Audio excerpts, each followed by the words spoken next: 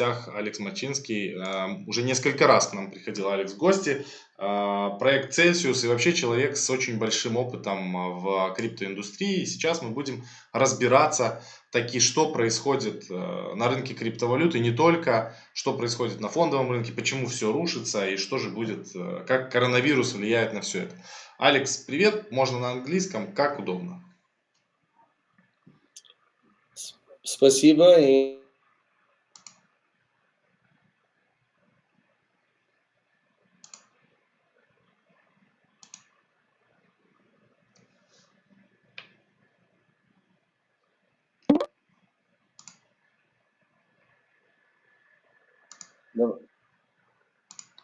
Еще раз. Да, еще раз давай. Извините. Да, ничего страшного. Друзья, всем привет! Вы на канале про блокчейн. Сегодня с вами Максим, и у нас в гостях Алекс Мачинский, проект Celsius Network.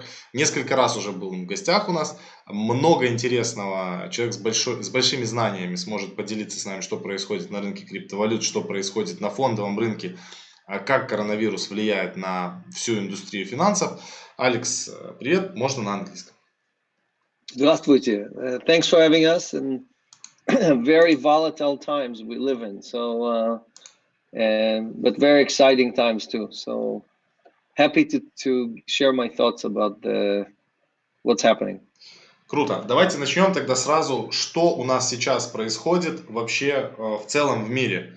Мы видим, что курс биткоина упал, мы видим, что S&P 500, Dow Jones, мы видим, что нефть экстремально дешевеет. Что происходит? Это из-за коронавируса или коронавирус это всего лишь хороший повод для того, чтобы перезапустить мировую экономику?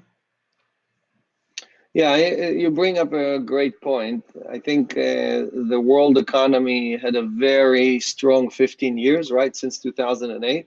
We did not have any reset or any economic disruption. It was pretty much a straight line up. And but if you look at many charts, for example, I just posted on Twitter yesterday a chart that shows that basically all of that economic activity, all of the great innovation and expansion of the economy has been created through debt, and not through just GDP growth and productivity. So when you create it through debt, it means you're borrowing money, right? You're borrowing it from the central bank, or you're borrowing from the bank, and you are basically using financial engineering or financial manipulation to create more money. And everything works fine until the music stops. Because when you borrow, all you're doing is you're reaching to the future, right? You're going into the future. You're taking something from the future that you have to pay 5 or 10 years from now, and you spending it today. So everything looks great today, but it does not look great in the future. So what happened is that the coronavirus has caused the music to stop. The coronavirus is what's caused everybody to get scared, and when they get scared, everybody's looking for a chair or looking for a safe place. And during that time, the weakest companies collapse. So the weakest oil companies, the weakest airline companies, the weakest cruise companies, right? All of these things are going to get hurt because there's less income, right? The coronavirus is causing people to spend less, to travel less, to do less. And at the same time, they are already at max capacity. They bought new ships, they bought new airplanes. They thought everything is going to continue going up, and they have to adjust. So the companies with the least amount of money or the most amount of debt are the ones who are vulnerable. And usually a recession is really just the economic system cleaning all the weakest companies so the economy can continue moving forward. And we have not had a recession for 15 years because central banks, the ECB, the Fed, the Japanese central bank have kept prices up. They kept pushing prices up because they did not want a recession. So to connect that to Bitcoin, right? So Bitcoin is supposed to be a non-correlated asset. Bitcoin is supposed to be the safety, the doomsday insurance policy, but it's not behaving that way. If you track the price of Bitcoin, you will see that it drops with the NASDAQ. It goes up with the NASDAQ, which tells you that the people who are trading on Bitcoin are also the same people that are trading on the NASDAQ. So when the people on NASDAQ get scared, they also sell their Bitcoin, and because of that, prices come down. So we have to get rid of all those people because they're just manipulators, they're just brokers, they're just traders, they're speculators, and replace them with people who are hodlers, right? So Celsius is a hodler community.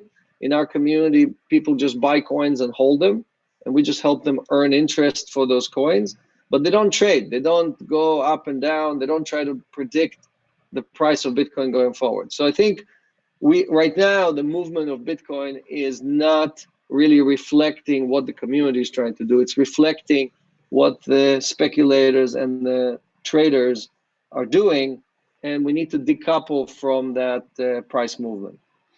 Окей, понятно. А что можно сказать вообще вот коронавирус? Действительно ли он так страшен и опасен, как нам диктуют это средства массовой информации? Right. So look, I'm not a doctor. I'm not a epidemiologist or but I can tell you that we humans have been on this planet for maybe 100,000 years. The coronavirus or viruses in general have been on the planet for 4 billion years. So anyone who's not taking something that survived for 4 billion years seriously does not understand what's going on. This is a new virus. It's not like a H1N1 was a small variant of an existing family of viruses. This is a new coronavirus. It's like a first-time experiment. And this coronavirus can also mutate or interact with other coronaviruses and mix RNA with them if a patient has two different viruses at the same time. So because of those things, we don't know what's going to happen. The biggest risk is that we don't know if it's only killing 1 or 2% like any other influenza, or is it going to kill 20% like the Spanish flu or something like that. So right now we have to wait and see. We also have to see how quickly we can create a vaccine. And because it's going to take a year to create a vaccine, it's not just between now and the summer, but also when the winter comes back, we're still not going to have a vaccine. So we're going to have 2 seasons of the coronavirus. And the virus has enough time to mutate several times during those 2 seasons. So yes, I'm very worried about it. And I think people need to be more careful, meaning put more money into gold, more money into Bitcoin, because those are safety assets. Those are things that are not correlated. If the US economy stops or the European economy stops, then the euro or the dollar are going to be worth nothing because everybody's going to want to spend their dollars and nobody's going to produce dollars. So you want to be sitting in non-correlated assets, gold, silver, Bitcoin. Окей. Еще интересный вопрос. Давайте поговорим о Celsius Network и о DeFi проектах. Сравним. Вы наверняка видели на DeFi Pulse есть MakerDAO. Это, по сути говоря, они занимаются примерно тем же самым. Это просто децентрализованно. Celsius Network на сегодняшний день это же централизованная, по сути говоря, площадка, да, где можно брать займы и так далее. Как вы относитесь к DeFi проектам? Считаете ли вы их своими конкурентами? И как вы вообще смотрите на DeFi? So first, our wallet has several DeFi coins in it. So it's not like we think they're competition. I love DeFi. We, Celsius, are using exactly the same systems as DeFi. We have smart contract. We use multi-sig. We use MPC. So these are 3 elements that almost every DeFi project uses. But we also have one leg in the centralized world, like you said. So the reason we have one leg in the DeFi world and one leg in the centralized world is because today the main problem with the DeFi community is that it's only good for the DeFi, for people who are already comfortable with ETH or Bitcoin or anything like that. For a person from outside to come and jump into a DeFi project, it's very hard. First, They have to be comfortable with Bitcoin. Then they have to understand Ethereum. Then they have to understand the smart contract. Then they have to understand liquidations. Right, too much to know. You have to be an expert. Big problem, yes. Big problem. So what Celsius said, look, we're going to have one leg in the centralized world. We're going to our app looks just like a banking app. right? So you can basically open our app, and you don't know if it's a bank app or it's anything else, right? You don't need to know anything about crypto to use the Celsius app. So because of that, I'll just show you, right? So the app shows you, how many users and how much on deposit. It's a very social app, right? It shows you everything you need to know about saving money and earning interest, but nothing about crypto. You don't need to know addresses. You don't need to know how to deposit and withdraw. You can deposit dollars or euros or 11 different stable coins, right, that you can deposit. Now, if you're a pro and you know how to deal with Bitcoin, great. You can also deposit Bitcoin and Ethereum. But we make it really easy for people from the outside to come and jump into earning interest, because the competition is not between Celsius and DeFi, right? The competition is between centralization and decentralization. And what Celsius does, it works just like DeFi. It works together to bring people from the centralized world into the decentralized world. We just believe in building bridges and letting them come on a bridge. And for some reason, a lot of the DeFi guys think that they can just live in their own world and everything is going to be wonderful, because they're just going to be more and more geeks who can just learn everything and come and do everything they need to do. So we said from the beginning, when we started the project in 2017, that our mission was to bring 100 million new people to crypto. And the emphasis is on new, новые люди, не те, что уже находятся в системе. Почему? Потому что только новые люди will help us get the price of BTC up, will help us get the price of ETH up. If it's the same people who are just recycling ETH for DAI or something else for something else, nothing is created. The competition is about taking money from the banks, taking money from the existing financial system and putting it into crypto. Окей, это понятно. А еще тогда вопрос такой. Вы один из, скажем так, в 2017 году немного проектов осталось, которые до сих пор работают. Скажем, 99% они исчезли. Как у вас получилось пережить вот этот вот тяжелый, особенно тяжелый отрезок, когда стоимость биткоина падала? Что вы делали для этого? Когда интерес пропадал, как получилось удержать проект на плаву? И сейчас вы один из очень мощных проектов на рынке криптовалют. А вас на самом деле много кто знает. So we really did not feel the winter at all, the crypto winter. Our community, I just showed you, right? Our community, this numbers that we show, this is how many people are using us, right? So this number started with 0 and it has been increasing every day. The deposits have been increasing every day.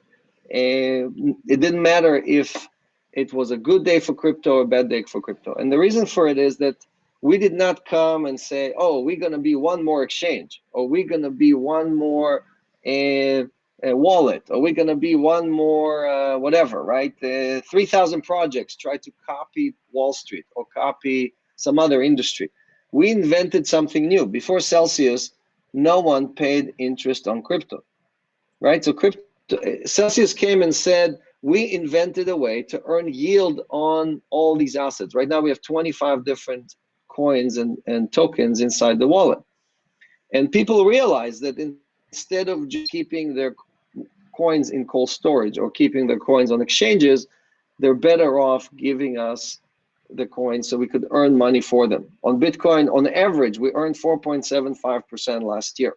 So if you kept them for yourself, you had the same Bitcoin, but with us, instead of 100 Bitcoin, you had almost 105 Bitcoins doing nothing, right? You didn't have to do anything. In 1 year. To trade. You didn't have to, in 1 year. And you did not have to do it. You didn't have to go into the app every week and move things and buy and sell or whatever. The opposite. The Celsius community is the hodler community. The people that come to us, these 80,000 people that joined us, are people that don't like exchanges. They don't like to be trading and whatever. They were looking for a place where all the hodlers come together in one place. And that's what we created, a community. You will not find another community for hodlers. None of our competitors are community for hodlers. So So what was missing in the market were two things. One was a place, a community for these people. And the second one was a new product, something that acted in the best interest of the hodler. And that's really the most important thing. Also, look, like you said before, I've done 8 different startups, right, before in my career. And if you look at the history of successful companies, you will see that the most successful companies are usually started during the hardest period, right? If you look at Oracle or Microsoft or Google, or you will see that they all start during a recession or during a technical collapse or whatever. So because you have to prove that you're better than everybody else, you have to prove that you have something new that everybody needs, and so on. So Celsius, I think it's not that Celsius done a great job, it's that the community has given 650 community, these 80,000 people have taken $5.47 billion in loans in 2019. That's more than all the DeFi plus all of our competitors put together. So the community voted that, yes, Celsius is a community project. Celsius is an ICO that delivered on its promise. Celsius is acting in our best interest, unlike many projects like you mentioned. So all of the scammers and all the people that came and just did a quick exit, right? Exit scam, did that because they were not here to really fix anything. They did not believe in decentralization. They did not come and try to build something for the future. They just saw an opportunity. They thought it was easy money, and they came and they left.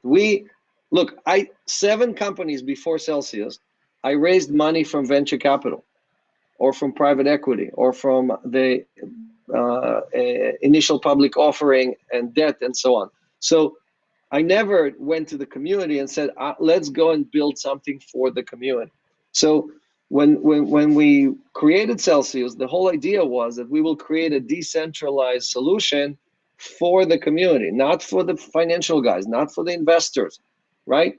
And that's why we've not, unlike all of our competitors, we did not take any money from VCs, from private equity, from big whales or sharks or whatever.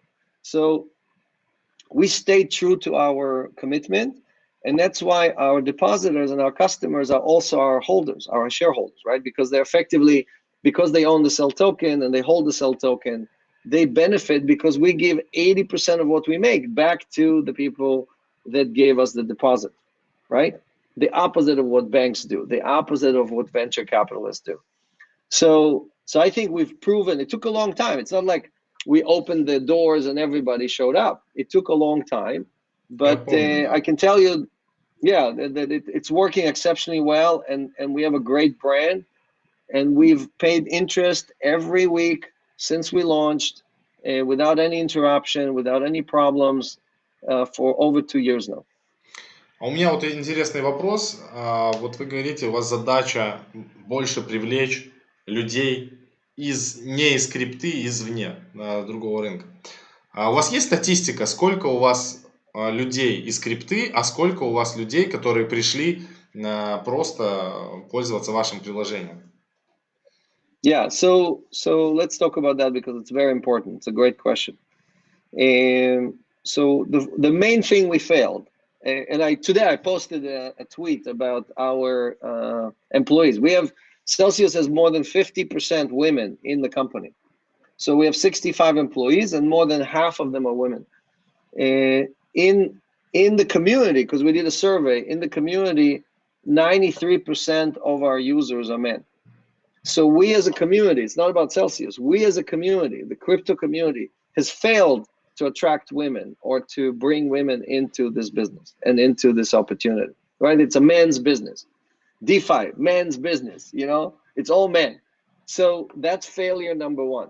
And I am disappointed both at what we've done, at what the community have done to bring women into this industry. The second thing is that most of our users, I would say 80, maybe 82% of our users are existing crypto users.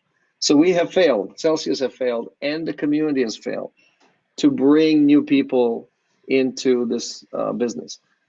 The reason I'm so disappointed is that I created Voice over IP back in 1994. And by 95, we had hundreds of millions of people using it. In Russia, in Japan, in Germany, no matter what country in the world, when I walked in and I showed them that you can use Voice over IP like we're doing right now, instead of using Rostelecom or Deutsche Telekom or the companies that used to charge us $2 or $3 a minute, people switched immediately. They were like, of course, why would I give these guys all this money? I'm going to use a free service. But what the crypto is asking people to do is asking to trust you with their money. And that is a much higher bar than Voice over IP. So we have failed to convince people that we are a trustworthy platform. Why? Because every day you hear about a scam. Every day you hear about a hack. Every day you hear about somebody losing their keys or something bad happening. And because of that, people do not trust, because they have to take money from the bank and put it into this platform. So we're competing against a very high bar, a government or a bank or a financial institution. And because of that, we got all the anarchists, we got all the libertarians, we got a bunch of speculators, but we did not get the mainstream. We did not get the average person who, look, Celsius pays 12% per year interest. That's 12 times more than your bank, right? And we've paid that every week over 100 weeks in a row. And people are still not comfortable with that, right? So the road, it's going to take a long time. It's not something that's going to happen overnight. Что вы думаете, сейчас много очень мыслей по поводу тому, что мы перешли в стадию бычью, и мы ждем опять пузыря, скажем так, криптовалют, биткоин по 20 тысяч, по 300 тысяч долларов, много там чего говорят, эфир опять, все в космос. Что вы думаете по этому поводу? И придут ли при таком стечении обстоятельств новые пользователи извне крипты? So first, every day new people join, but also every day people leave.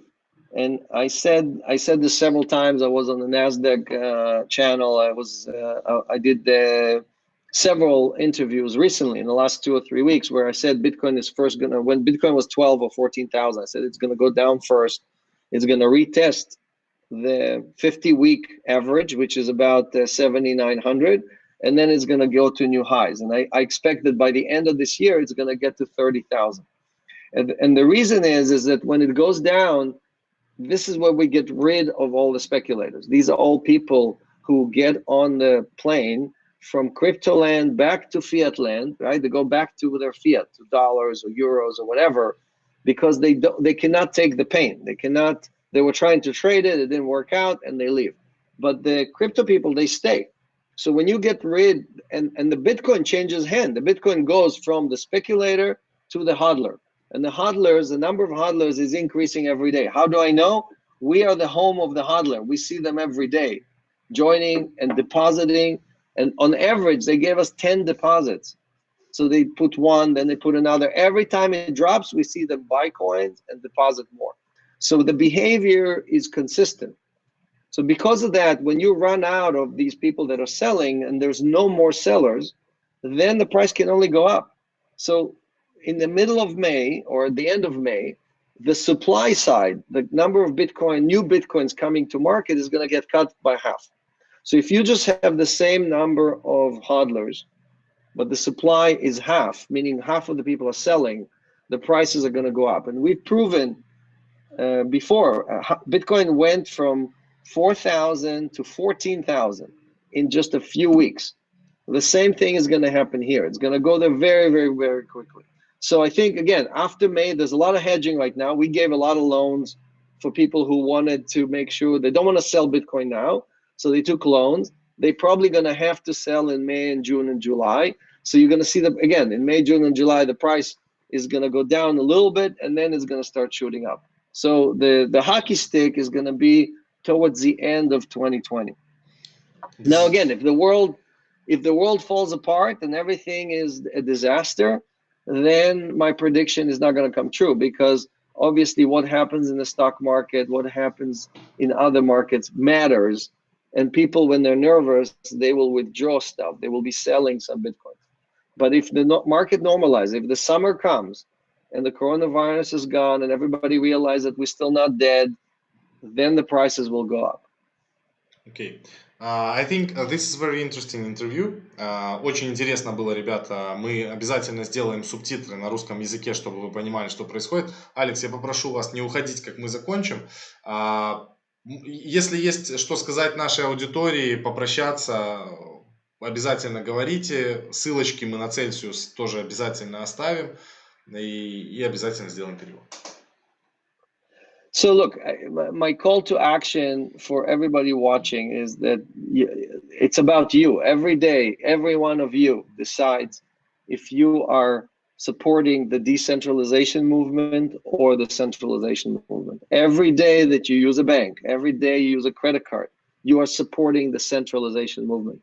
Every day you're not using companies like Celsius or DeFi companies, you are not supporting decentralization. So if you really hate banks, and if you really want your children to have an independent financial future that is not just given to the 1% of the people that know how to make money for money, then you have to make the decision every day for yourself, and you have to convince other people to come in and join this revolution. So you have to educate them, you have to train them, you have to share with them. And we've made it really easy. In the Celsius app, you can send money to anyone on the planet using crypto, right? You can send them money using CellPay for free. We don't charge any fees. There's no transfer fees. And it's safe and it's secure. And if they don't get it, you can put it back in your wallet. So we created all the tools, the referral tools, the training tools, the videos. We just need more people to educate the newbies, the people who are afraid from crypto, who are on the sidelines, they're not convinced yet, to bring them in. And the easiest way to do that is to give them a few dollars as a welcome present to come into crypto. So try the services we have. Try, for people that are not comfortable with crypto, stable coins are a great solution, because stable coins help them earn interest in euros or in dollars or in pounds, right? The currency that they're comfortable with. So they can start with that, and then you can say, hey, try some Ethereum, try some Bitcoin, and so on. So I think trying to get people into Bitcoin is a little bit too hard. You have to start with something they can easily understand. And again, we created all these tools. We pay 80% of what we make in interest back to the depositors. No one in the world does that.